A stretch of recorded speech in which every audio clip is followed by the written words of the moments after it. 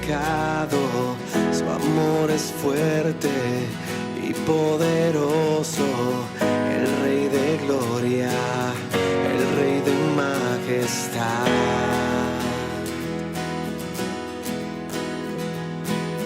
Conmueve el mundo con su estruendo y nos asombra con maravillas, el Rey de gloria, el Rey de majestad.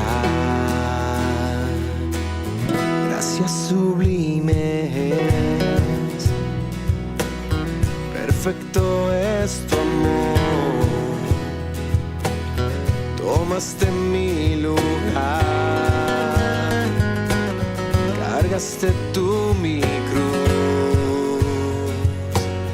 Tu vida diste ahí,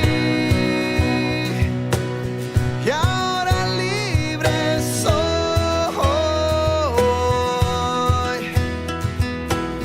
Jesús, te adoro por lo que hiciste a mí.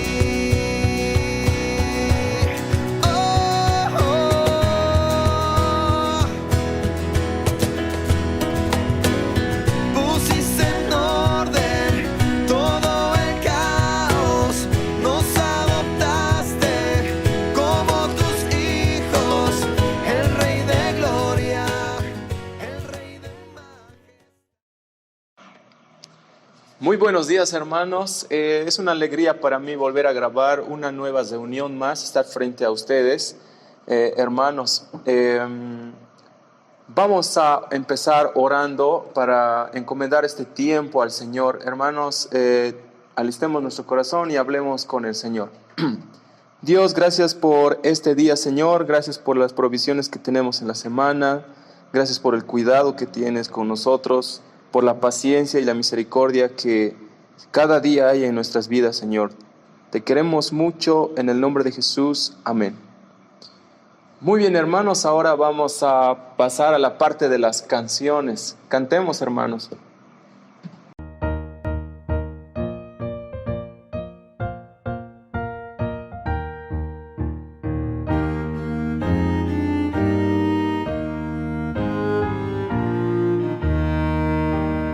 Firmes y adelante, pues desde la fe, sin temor alguno, que en Jesús nos ve.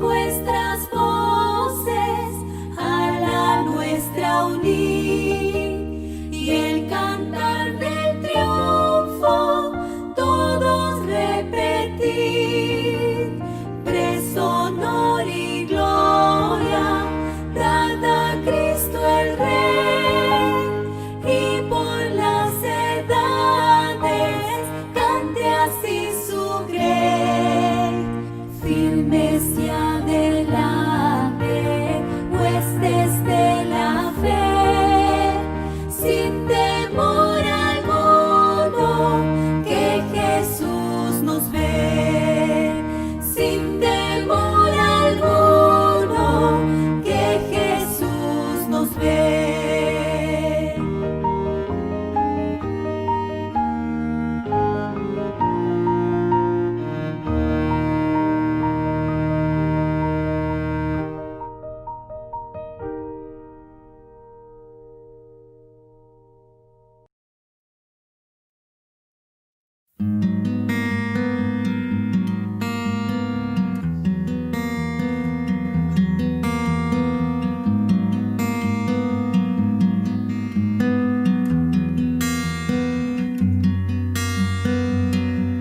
Queremos darte gloria y alabanza,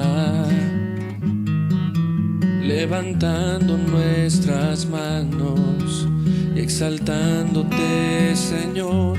Queremos darte gloria y alabanza, levantando nuestras manos y exaltándote, Señor. Grande eres tú, grandes tus milagros son, no hay otro como tú, no hay otro como tú. Grande eres tú, grandes tus milagros son, no hay otro como tú. No hay otro como tú.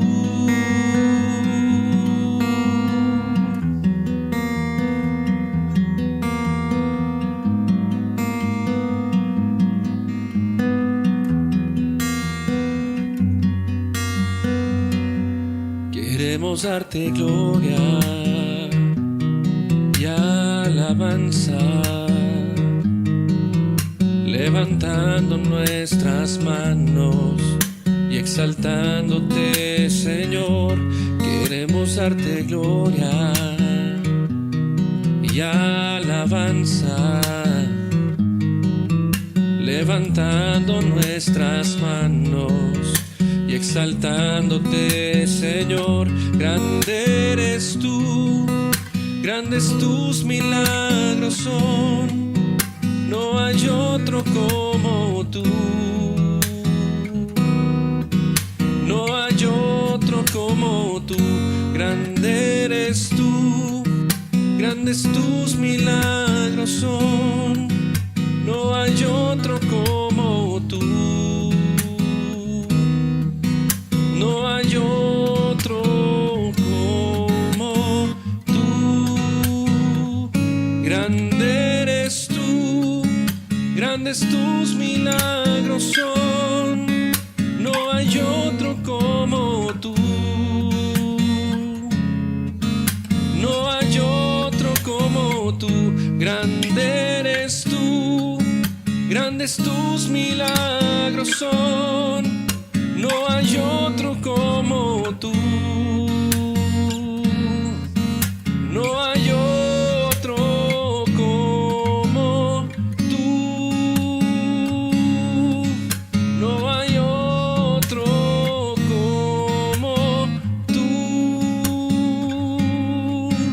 no hay otro como tú.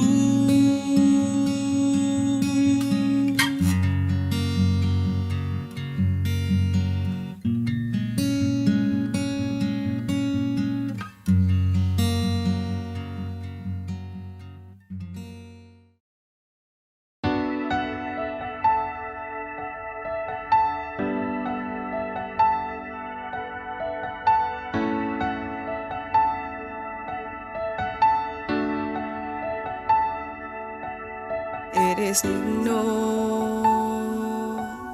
de abrir los sellos, Señor. Eres digno de abrir los sellos, Señor, porque fuiste inmolado con tu poder, me has levantado, porque fuiste inmolado y tu sangre me ha salvado. Gloria a Dios,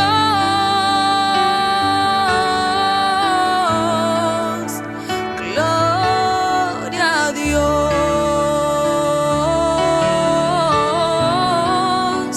gloria a Dios,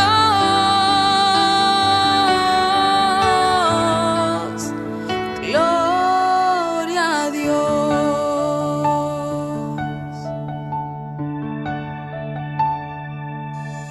Eres digno de abrir los sellos, Señor. Eres digno de abrir los sellos, Señor,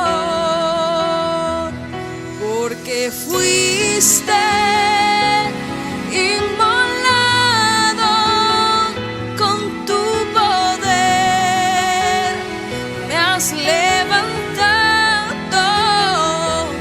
porque fuiste inmolado y tu sangre me ha salvado.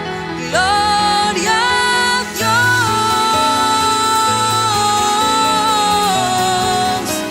gloria a Dios,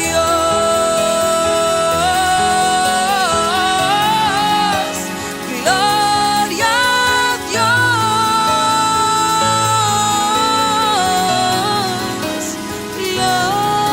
a Dios, gloria a Dios,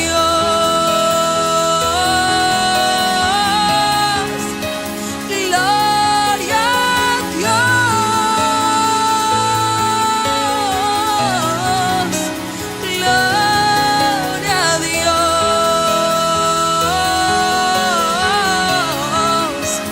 gloria a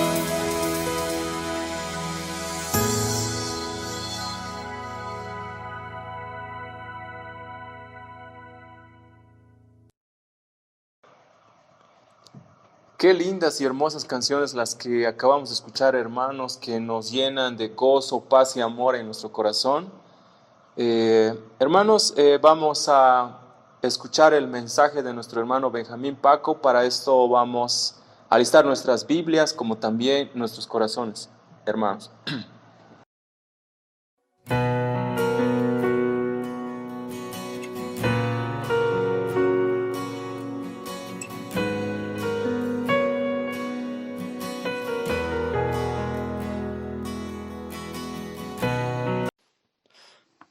Buenos días, hermanos, ¿cómo están? Es un privilegio realmente poder compartir la palabra de Dios. Y bueno, hermanos, no sé si recuerdan, pero estos domingos que pasaron hemos ido aprendiendo un poquito sobre una serie que hemos venido estudiando, y esa serie la titularon Un hijo. Y si recuerdan bien, hace unos domingos atrás hemos venido aprendiendo un poquito sobre el hijo de la promesa, que es Isaac.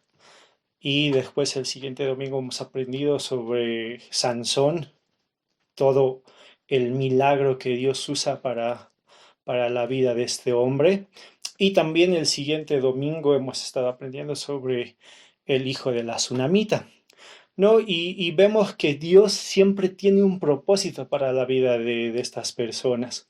Si podríamos agarrar y poder leer la Biblia, Podemos encontrar muchos ejemplos de estos, pero queremos que también esto que estamos estudiando es para poder ver y poder mostrar un poquito, hermanos, que Dios tiene un propósito para la vida de cada uno de nosotros.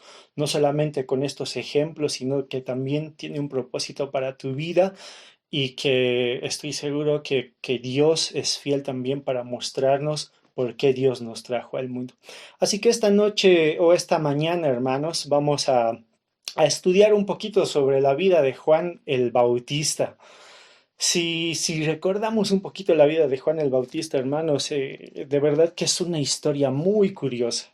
Es una historia muy curiosa porque no sé si recuerdan, hermanos, quiénes son los padres de Juan el Bautista.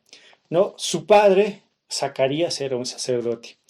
Su madre, Elizabeth, es pariente de la madre de Jesús, la Virgen María. Y voy a hacer un poquito de, como que de recordar un poquito el contexto. Después de recordar este contexto, todo lo explicado, vamos a poder ver un poquito más a detalle lo que sucedió con los padres de Juan el Bautista en el libro de Juan. Pero antes de orar, una pequeña recordada de lo que fueron los padres de Juan el Bautista. Y como iba diciendo, el padre de Juan el Bautista es Zacarías, y Zacarías es un sacerdote. No, si cuando vayamos a leer el libro de Lucas, ustedes van a ver que estos dos personajes, Zacarías y Elizabeth, realmente amaban a Dios. Vamos a ver un poquito eso. Ellos amaban a Dios, seguían los estatutos de Dios, ellos realmente amaban a Dios.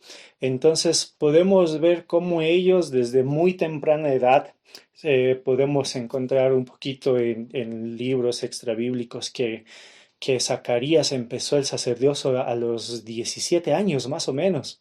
Y de verdad que esto es increíble.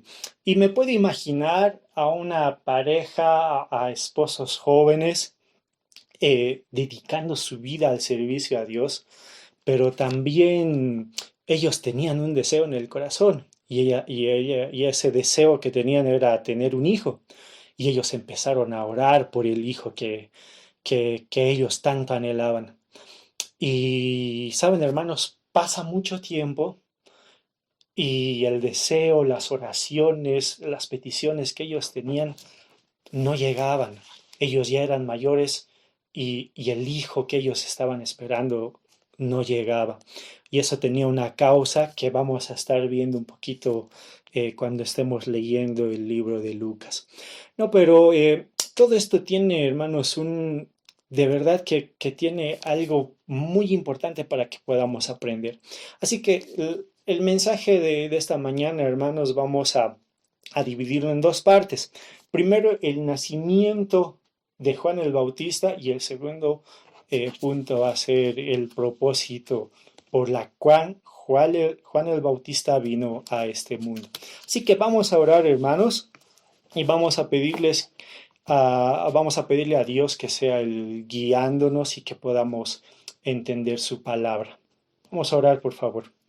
Padre, estamos agradecidos porque queremos pedirle a usted, Señor, que sea usted ayudándonos a poder leer su palabra, ayudándonos a poder entenderla, ayudándonos a que lo que vayamos a aprender, lo que vayamos a leer en su palabra sea de edificación para nosotros.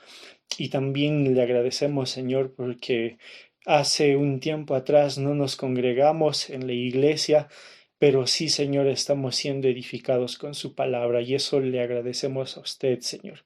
Padre, por favor, le rogamos que usted pueda hablarnos a los corazones y que realmente podamos aprender de su palabra y que sea usted edificando, Señor, nuestras vidas. Dejamos esta mañana en sus manos.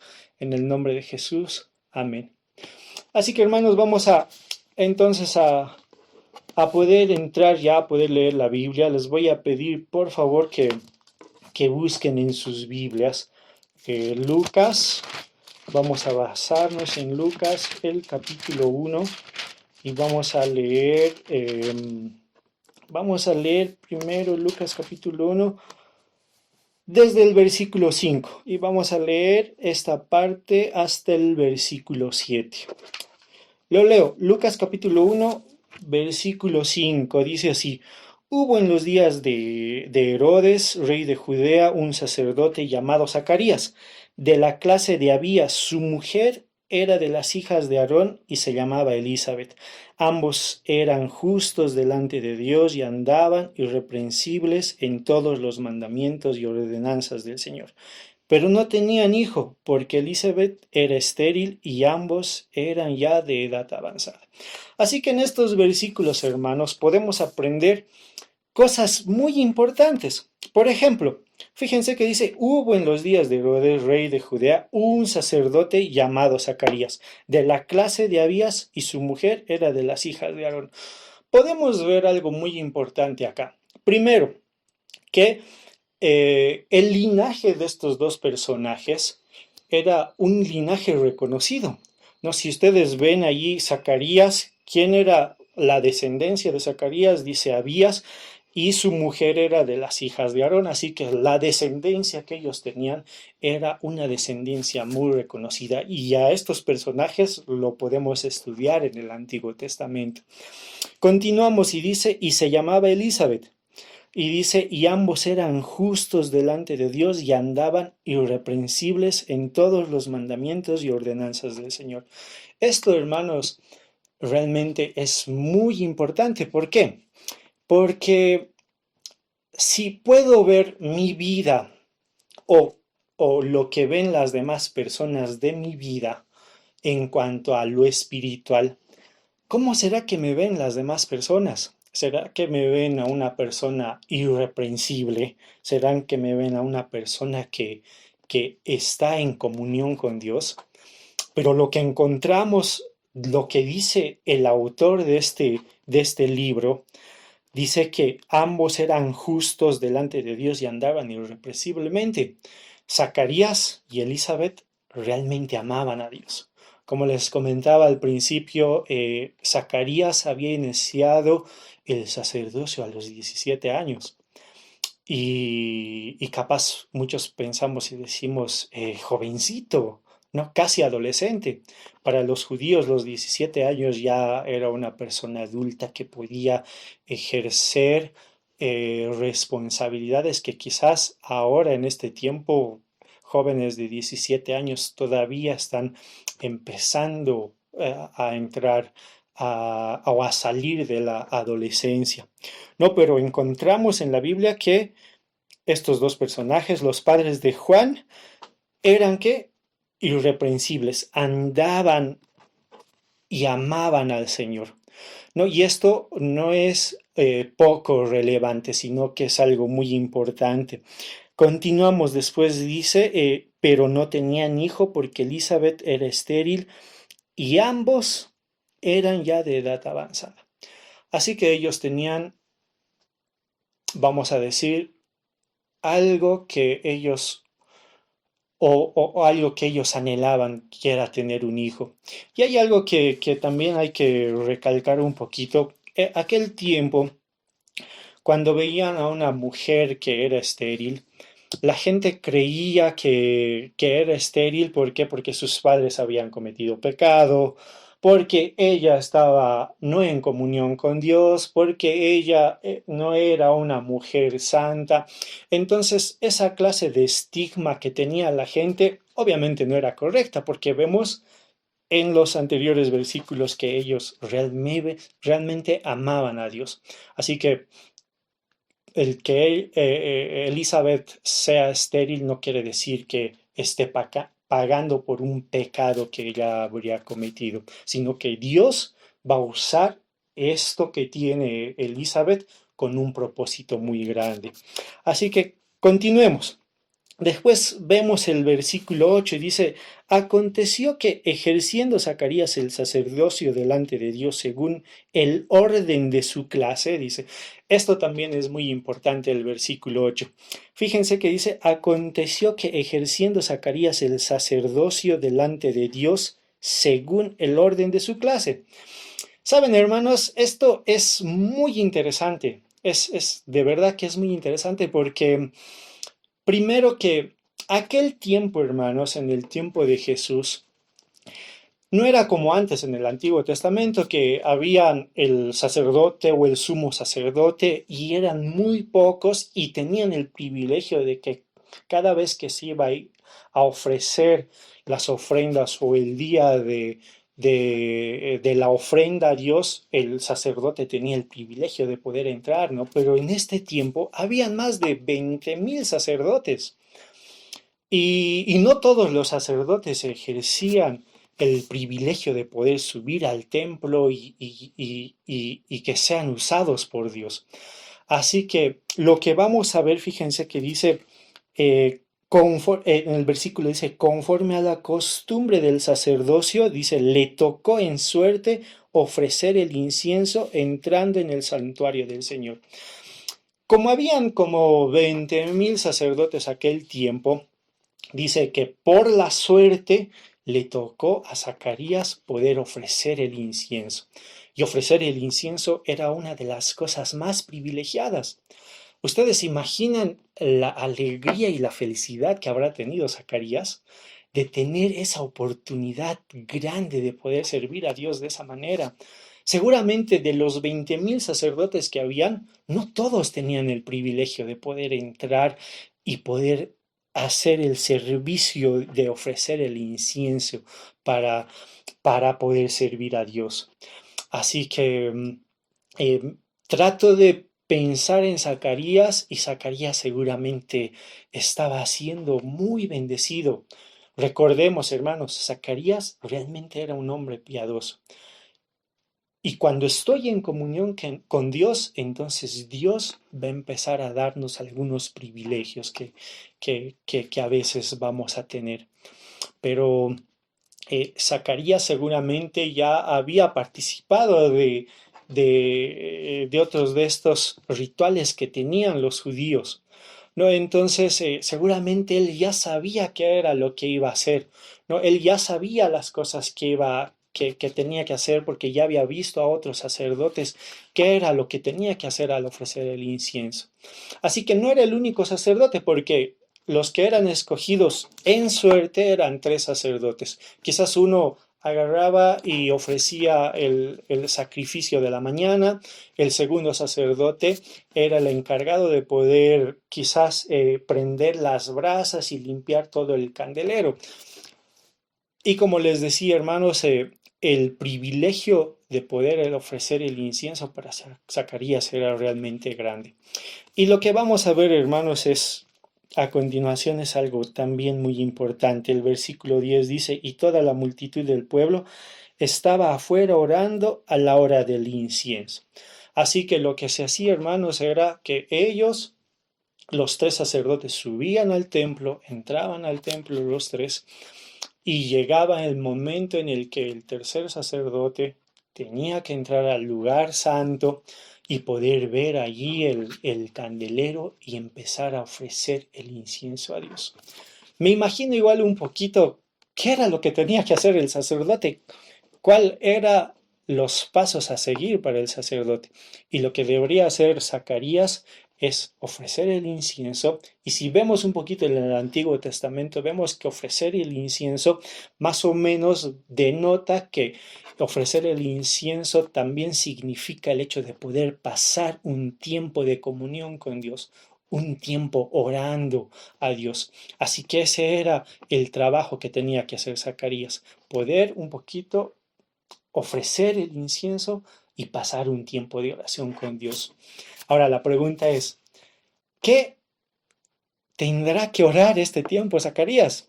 Capaz muchos de nosotros agarraríamos, ¿no? Que Dios me bendiga en la economía, que cuide a mi familia, que sane a las personas que están enfermas, que pueda dar salvación a la familia que tengo que no es cristiana.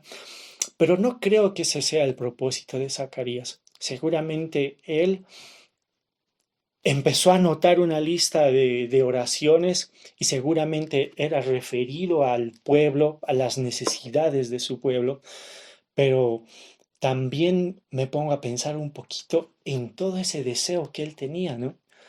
De esas oraciones que habían empezado hace muchos años atrás con el deseo de poder tener un hijo. Y me pongo a pensar un poquito cómo es la vida de oración también nosotros tenemos.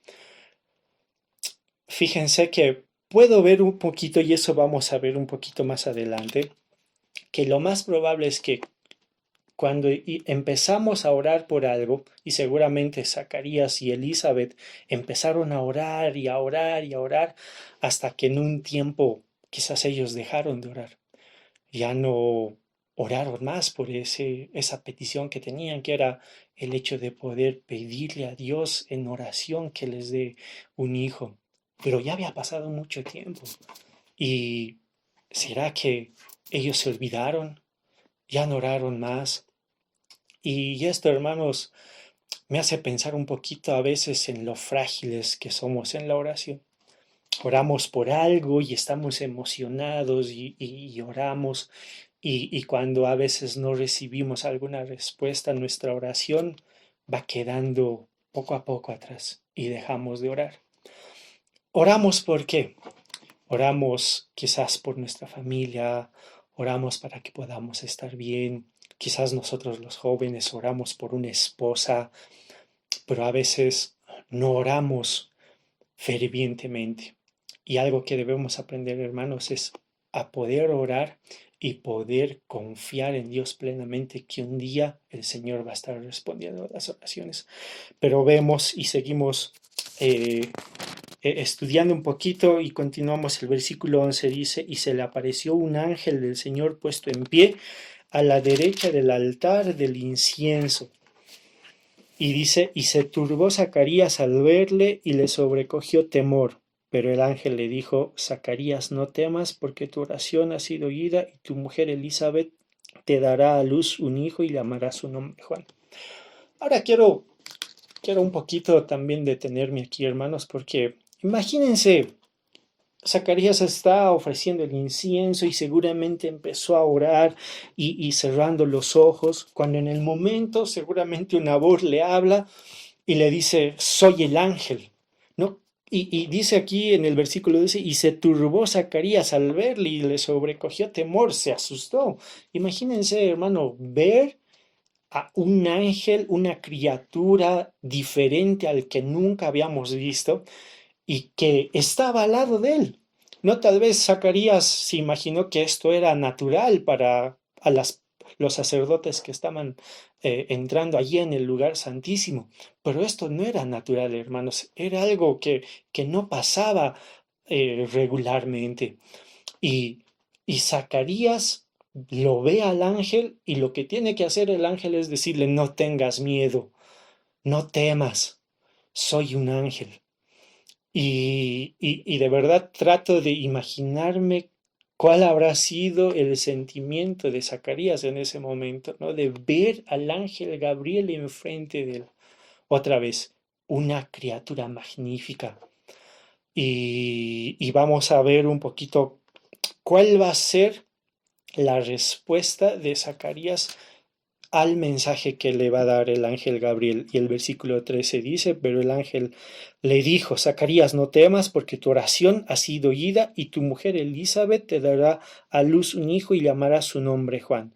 Y tendrás gozo y alegría, y muchos se regocijarán de su nacimiento, porque será grande delante de Dios. No beberá vino ni sidra, y será lleno del Espíritu Santo, aún desde el vientre de su madre, y hará que muchos de los hijos de Israel se conviertan al Señor, Dios de ellos, e irá delante de él como el espíritu y poder de Elías, para hacer volver los corazones de los padres a los hijos, y de los rebeldes a la prudencia de los justos, para preparar al Señor un pueblo bien dispuesto. Fíjense que el ángel le dice todo esto a Zacarías. Y otra vez me imagino, hermanos, no creo que Zacarías tenía en el corazón otra vez en ese momento orar por el hijo que ellos estaban esperando. ¿Por qué pienso eso? Por lo que continúa. Fíjense, dice 18, dice: dijo Zacarías al ángel: ¿En qué conoceré esto? Porque yo soy viejo y mi mujer es de edad avanzada. Es más o menos como estás orando por algo, tienes una respuesta después de mucho tiempo, pero no confías en la respuesta y le dices, por favor, dame una señal para que pueda creerte. Mi esposa ya es mayor, mi esposa ya es grande, yo ya soy viejo, no creo que me estés diciendo la verdad. Y él no confía en el mensaje que le estaba dando Gabriel. Así que eh, lo que pasa con esta manera de desconfianza de Zacarías tiene una consecuencia y la consecuencia la vamos a leer a continuación. Dice, respondiendo el ángel Gabriel, le dijo, yo soy Gabriel y estoy delante de Dios y he sido enviado a hablarte y darte estas buenas nuevas. Y ahora quedarás mudo y no podrás hablar hasta el día en que esto se haga, por cuanto no creíste en mis palabras, las cuales se cumplirán en su tiempo. Así que, hermanos, la consecuencia a no creer el mensaje que el ángel Gabriel estaba dando era que él, en el momento que iba a salir del lugar santo, él ya no iba a poder hablar. Iba a estar mudo hasta el momento en el que nazca su hijo. Y hermanos, ya terminando esta parte, podemos ver que a veces la incredulidad no solamente es en Zacarías, sino también en nosotros. A veces oramos por alguna situación, oramos por algo, y cuando estamos recibiendo alguna respuesta es, Señor, dame por favor una señal más. No creo en lo que me estás respondiendo. Y lo que debemos hacer, hermanos, es agradecer a Dios y agradecerle por todo esto. Así que, hermanos, hemos visto que Dios tiene un propósito. Nace Juan, el hijo que estaba esperando Zacarías y Elizabeth, y en el momento que nace Juan dice que Zacarías recobra otra vez el habla y él puede hablar. Pero vemos que Dios tiene un propósito grande en su vida. Usa a una mujer estéril, a un hombre mayor, sacerdote, los dos en comunión con Dios, los dos amaban a Dios, y vamos a ver ahora cuál es el propósito de Dios en la vida de Juan el Bautista. Así que vamos a pasar al segundo punto, a poder ver cuál es el propósito de la vida de Juan el Bautista. Bien, hermanos, entonces continuamos con este segundo punto, que es el propósito de Juan el Bautista. Y para eso les voy a pedir, por favor, hermanos, que vayamos esta vez al Evangelio de Juan y vamos a leer esta parte desde el versículo 6 del capítulo 1 y vamos a leer hasta el versículo 8. La voy a leer, hermanos. Dice el versículo 6, hubo un hombre enviado de Dios, el cual se llamaba Juan. Este vino por testimonio para que diese testimonio de la luz, a fin de que todos creyesen por él. No era la luz, sino para que diese testimonio de la luz. Para poder entender un poquito esto, hermanos, fíjense que el autor de este evangelio, Juan el discípulo amado de Jesús, encuentra estos o mete estos 3 versículos dentro de una idea que viene reflejando los primeros 5 versículos, y es como que estos 3 versículos no encajan en toda la idea. Y voy a explicar un poquito esto. Fíjense que el versículo 1, por ejemplo, dice, en el principio era el verbo, y el verbo era con Dios, y el verbo era Dios. Este era en el principio con Dios. Todas las cosas fueron hechas, y sin él nada de lo que ha sido hecho fue hecho. En él estaba la vida, y la vida era la luz de los hombres. El 5 dice, la luz de las tinieblas resplandece, y las tinieblas no prevalecieron contra ella. Fíjense, el versículo 6 dice, hubo un hombre enviado de Dios.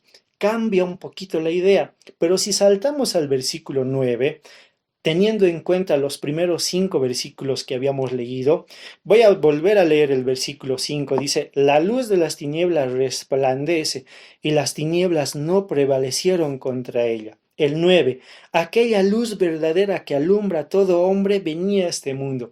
Es como que la idea del versículo 5 al versículo 9 continúa. Hay una armonía en toda la idea. Pero el versículo 6 al versículo 8 es como que no encaja mucho. Y la pregunta es, ¿por qué hace esto el autor? No solamente ocurre en esta parte, sino también ocurre en el versículo 15. Fíjense, el versículo 15, por ejemplo, voy a leer el 14. Dice, y aquel verbo fue hecho carne y habitó entre nosotros y vimos su gloria, gloria como el unigénito del Padre, lleno de gracia y verdad. Voy a saltarme al 16, dice, porque de su plenitud tomamos todos y gracia sobre gracia. Es como que la idea del versículo, de todo el versículo 9 continúa hasta el versículo 14 y el versículo 16. Hay una misma idea, una misma armonía.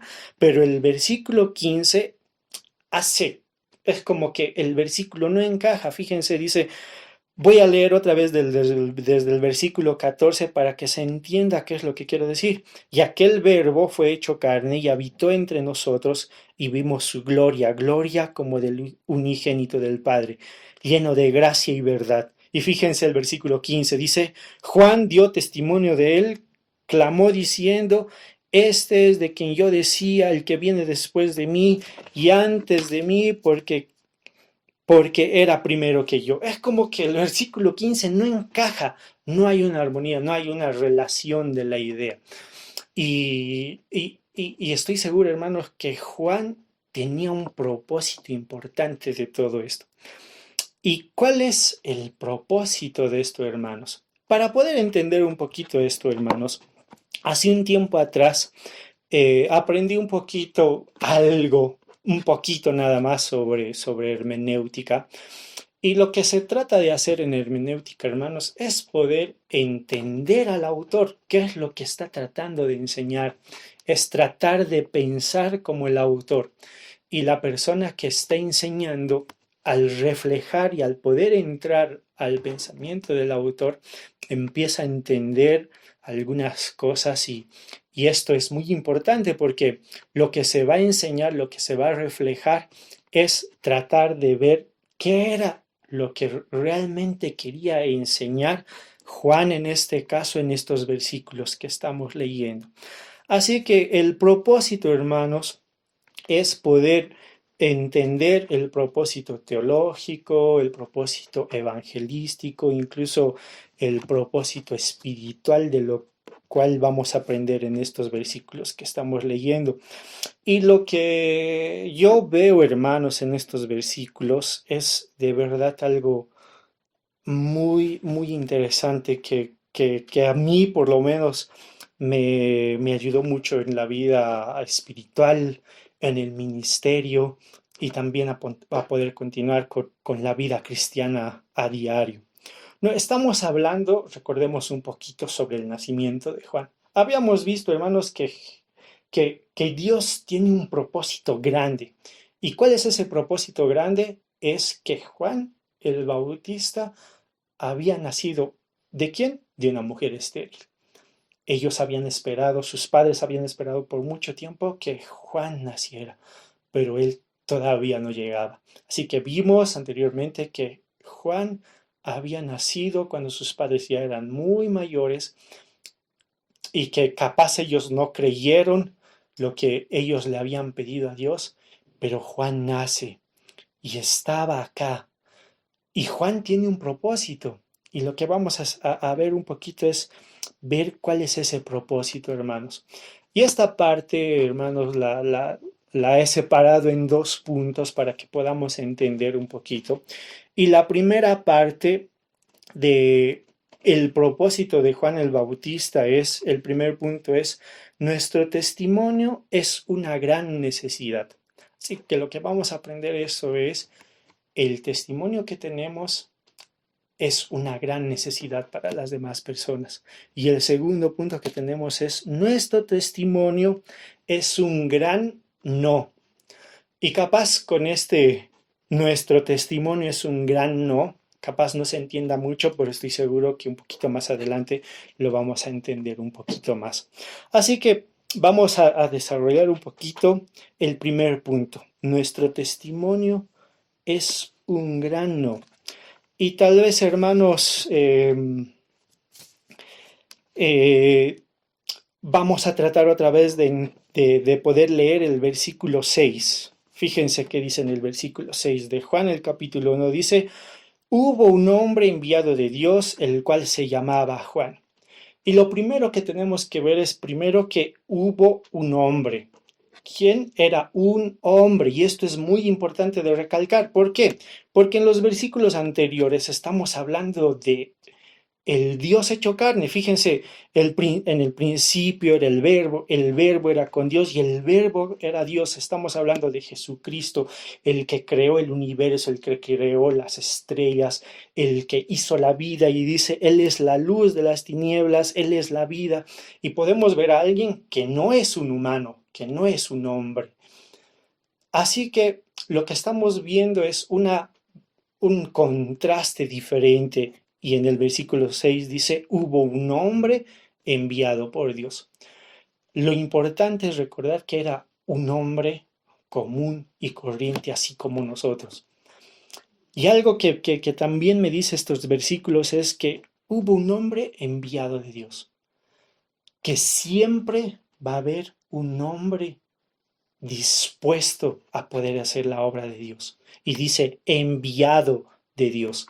Y algo que también me llama la atención esta frase de enviado de Dios es el enviado de Dios. Esta idea da la necesidad de un testimonio, ¿no? Hay alguien que tiene que ir y tiene que testificar, que tiene que hablar de cuál va a ser el mensaje que Dios le va a enviar. Y algo que también me habla esta parte de enviado de Dios es que Dios no depende de la voluntad humana. Si Dios quiere que cualquiera de nosotros se vaya a cualquier lado a testificar, Dios así lo va a hacer. ¿Por qué? Porque Dios es soberano. Y esto es también muy importante de poder recalcar. Si ustedes ven, solamente tomando el ejemplo de la vida de Juan, desde el vientre de su madre, incluso antes de que Juan fuera concebido, él ya tenía un nombre y se llamaba Juan. Ni siquiera sabían que iba a tener un hijo. Lo que naturalmente pasa, hermanos, cuando una pareja está teniendo un hijo, es se enteran que la esposa está embarazada y recién piensan en un nombre. Y incluso esperan a saber cuál es el sexo, ¿no?, del niño, si va a ser varón o va a ser mujercita, y recién buscan un nombre. Pero no pasa normalmente que ni siquiera saben que van a tener un hijo y ya le pongan un nombre. Y fue lo que pasó con Juan. Él ya tenía cuál iba a ser el propósito de su vida. Y esto es muy importante. Dios es soberano en la vida de las personas que el Señor quiera usar. Así que hubo un hombre enviado de Dios, el cual se llamaba Juan. Y también esto es importante, fíjense el versículo 7 dice, y este vino por testimonio para que diese testimonio de la luz a fin de que todos creyesen en él. Y esto, hermanos, de verdad que es importante. Estamos viendo el primer punto que dice, el primer punto es, nuestro testimonio es una gran necesidad. Así que el testimonio que nosotros vayamos a dar es algo muy importante. Otra vez el versículo 7 dice, este vino por testimonio para que diese testimonio de la luz a fin de que todos creyesen por él. Y esto, hermanos, es algo muy importante porque nosotros como creyentes tenemos la responsabilidad grande de poder ser testimonios de lo que Dios hizo en nuestras vidas. Debemos salir y testificar al mundo lo que es el Hijo de Dios para nosotros. Hablarles a las demás personas de ese maravilloso amor que Jesucristo tiene para nosotros. Y fíjense, dice otra vez el versículo 7, este vino por testimonio para que diese testimonio de la luz a fin de que todos creyesen por él. No sé si recuerdan el versículo de Romanos, el capítulo 10, que dice que la fe viene por el oír, ¿no? Y el oír, ¿por qué? Por la palabra de Dios. Las personas van a empezar ¿a qué? A creer en el Salvador cuando nosotros empecemos a testificar, a poder hablar, a poder ser testimonios de lo que Jesús realmente hizo por nosotros. Si nosotros no hacemos esto, esto no tiene ningún sentido. Es lo más importante para la vida cristiana. Y otra vez vemos, continuando el versículo 8, fíjense, dice, no era la luz, sino para que diese testimonio de la luz. Y de verdad, hermanos, que esto es un poquito como que contraproducente, porque viene hablando Juan con una idea y el versículo 8 dice, no era la luz, sino para que diese testimonio de la luz. ¿Qué es lo que está tratando de demostrar? ¿Qué es lo que está tratando de enseñar en el versículo 8? Otra vez dice, no era la luz, sino para que diese testimonio de la luz. ¿Por qué Juan empieza a decir lo que es obvio? Porque sabemos, ¿no? ¿Quién era el testimonio? Era Juan. Pero aquí está diciendo, no era la luz, sino para que diese testimonio de la luz. Y este versículo es muy importante porque lo que sucede muy comúnmente, hermanos, es que cuando nosotros salimos y compartimos el Evangelio con las demás personas, tratamos nosotros de llevarnos la gloria, de tratarnos de nosotros, decir, soy un buen evangelista, yo puedo predicar a las personas, yo llego a las personas por mi forma de hablar. Incluso algunos dirán, yo tengo el don de evangelismo y por eso llego a las personas, pero no es ningún trabajo que nosotros hacemos, es solamente Dios usando a las personas. Y esto es muy importante igual de poder recalcar. No era la luz, sino para que diese testimonio de la luz. Juan no iba a recibir ningún crédito por ser el testigo de Jesucristo. Él solamente era una herramienta. ¿Para qué? Para poder preparar lo que ya iba a venir. Recuerden que Jesús iba a nacer recién y lo que estaba haciendo Juan era preparar el camino a las personas para que la gente que pueda escuchar de Jesús por lo menos ya sepan quién era ese Salvador, ese Mesías que ellos estaban esperando. Así que, hermanos, podemos ver algo muy importante en este primer punto. Nuestro testimonio es de una gran necesidad. No podemos quedarnos callados. No podemos quedarnos sin testificar de lo que a nosotros mismos nos ha pasado como cristianos. Y el segundo punto es, nuestro testimonio es un gran no. Nuestro testimonio es un gran no. Y esto, hermanos, este segundo punto es muy importante. Fíjense, vamos a ir otra vez al versículo 8 y dice, no era la luz, sino para que diese testimonio de la luz.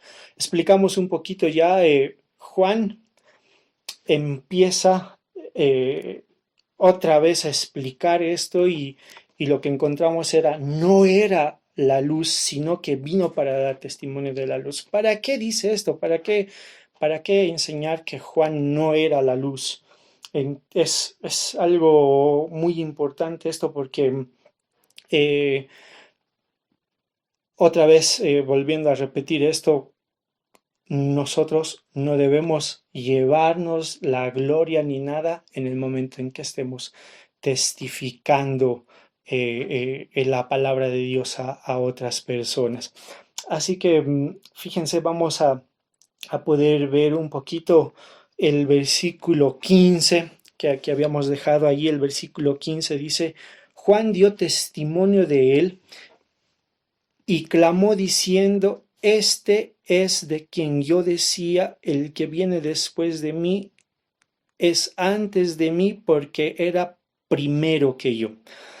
¿Qué aprendemos con este versículo, hermanos? Para poder entender, vamos a leer también el versículo 14. Dice, aquel verbo fue hecho carne y habitó entre nosotros y vimos su gloria, gloria como del unigénito del Padre, lleno de gracia y verdad. Y el versículo 15 dice, Juan dio testimonio de él y clamó diciendo, este es de quien yo decía, el que viene después de mí y antes de mí, porque era primero que yo.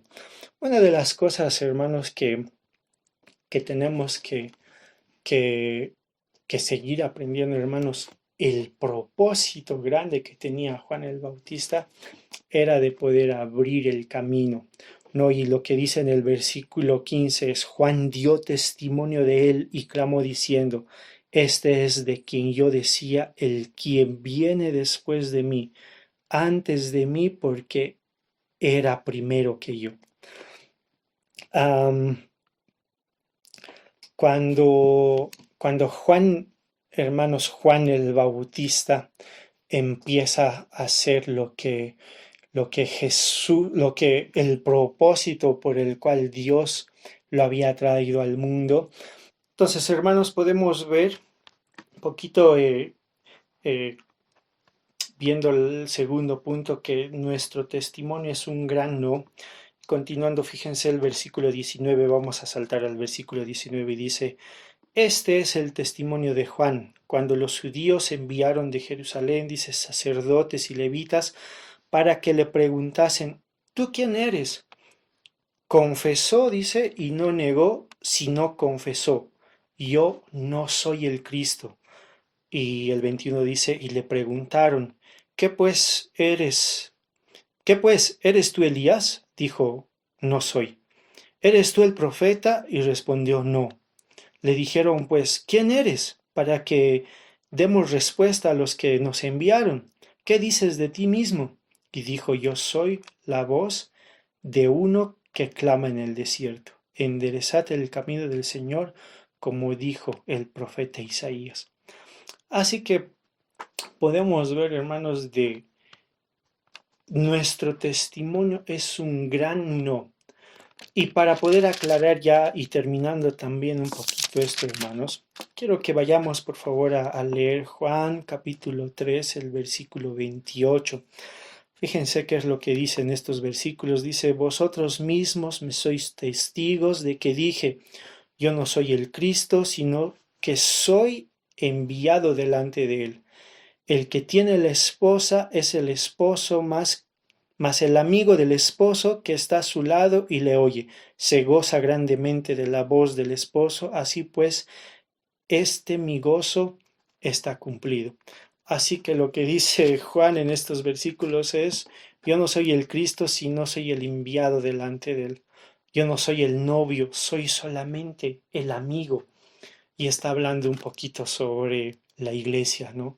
Yo no soy lo importante en todo este asunto, soy solamente el amigo del esposo, que es el esposo de la iglesia, ¿no? Y podemos ver los nos de Juan el Bautista. Otra vez, voy a volver a leer el versículo 19 del capítulo 1. Dice, este es el testimonio de Juan cuando los judíos enviaron de Jerusalén sacerdotes y levitas para que le preguntasen, ¿tú quién eres? Confesó, dice, y no negó, sino confesó y dijo, yo no soy el Cristo. Y era muy importante que él aclarara esto. Él no era el Cristo, él no era lo importante, él solamente era una herramienta. ¿Para qué? Y dice, y le preguntaron, entonces, ¿qué eres? ¿Eres tú Elías? Y él dijo, no. ¿Eres tú el profeta? Y él respondió, no. Y le dijeron, pues, ¿quién eres? Para que demos respuesta a los que nos enviaron. ¿Qué dices de ti mismo? Y dijo, yo soy la voz del que clama en el desierto. ¿No? Entonces, ¿qué aprendemos de todo esto, hermanos? ¿Qué debemos aprender? Primero, importante. Debemos aprender que nuestro testimonio es muy importante. El testimonio que demos a las demás personas es muy importante, pero también es importante que nosotros no llevemos la gloria de lo que es Cristo Jesús. Solo somos una herramienta para comunicar el Evangelio de Cristo. No debemos recibir ninguna gloria, no tenemos que sacarle crédito a esto, solamente somos herramientas para poder ser usados y que otras personas puedan escuchar del amor de Dios. Así que, hermanos, podemos aprender esto. Dios tiene un propósito grande. Dios usa a una mujer estéril para que Juan el Bautista venga. Podemos ver todo ese milagro que Dios usa y que naciera Juan el Bautista y que tenga un propósito grande en la vida. Y el propósito era ser testigo de lo que iba a ser el Salvador en la tierra. Así que, hermanos, cada uno de nosotros también tenemos un propósito en la tierra. ¿Cuál es tu propósito, hermano? ¿Cuál es el propósito que Dios tiene en tu vida? ¿Hay algún propósito que Dios tiene? Hermanos, meditemos y practiquemos el mensaje que acabamos de escuchar, un mensaje de Dios para nuestras vidas, hermanos, para que tengamos una vida de calidad y digna de lo que Él ha hecho por nuestras vidas, hermanos. Antes de despedirnos, tenemos un anuncio especial, un programa. Vamos a tener un programa de Navidad el domingo 20, hermanos. Estén atentos por los medios que utilizamos, WhatsApp, YouTube también, y vamos a despedirnos con una oración, hermanos, una oración de agradecimiento por esta reunión y este compartir que tenemos como iglesia. Señor Jesús, gracias por darnos la oportunidad de juntarnos por este medio, Señor. Danos victoria, Señor, esta semana en la que estamos decididos siempre a caminar contigo, Señor. Gracias te damos por todo lo que tenemos, Señor. En el nombre de Jesús, amén. Gracias sublimes, perfecto es tu amor. Tomaste mi lugar, cargaste tú mi cruz.